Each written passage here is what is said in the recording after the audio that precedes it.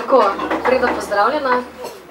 Lepo pozdravljena, Erika, in lep pozdrav vsem skupaj v kavarni, v glasbeni skupini Dolumba in pa Dagetu. Tako, lepo. Freda, hvala za pozdrave. Tatjana se bo tudi še ta čas pripravila, preden bo povedala še kakšno besedo. Freda, ta čas pa nam boš ti povedala, kaj ste danes pripravili za nas. Že v vabilu ste lahko videli, da bomo danes slišali dve pravljici. Gre za kamišibaj, za poseben način pripovedovanja pravljic. Za kaj gre pravzaprav? Res je. Kamišibaj je ena lepa beseda, je japonska beseda, ker izhaja iz Japonske in pomeni, kami pomeni papir, šibaj pa pomeni drama, to pomeni papirnato gledališče.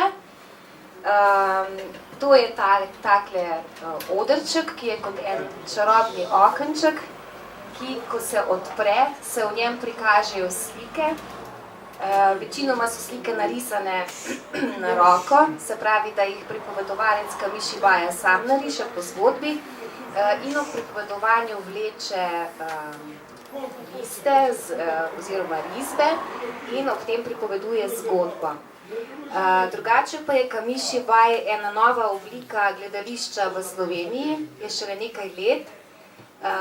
S kamišibajem sem se spoznala pravzaprav lansko leto poleti, 2014, meseca junija. Smo šli z Darkotom na Sela na Krasu in tam smo tudi spoznali našo Tatjano, ki prihaja iz Novega mesta. Ona se je že s kamišibajem takrat že srečala, jaz in Darko smo šla pa čisto tako zelena, sploh nisva točno znala, kaj to sploh je.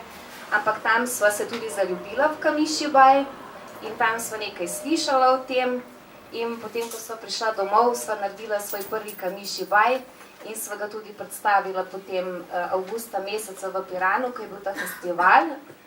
Na tem festivalu pa so se predstavili mojstri kamišibaja iz Maribora, Ljubljane, Vse Slovenije, večinoma Maribor, Ljubljana,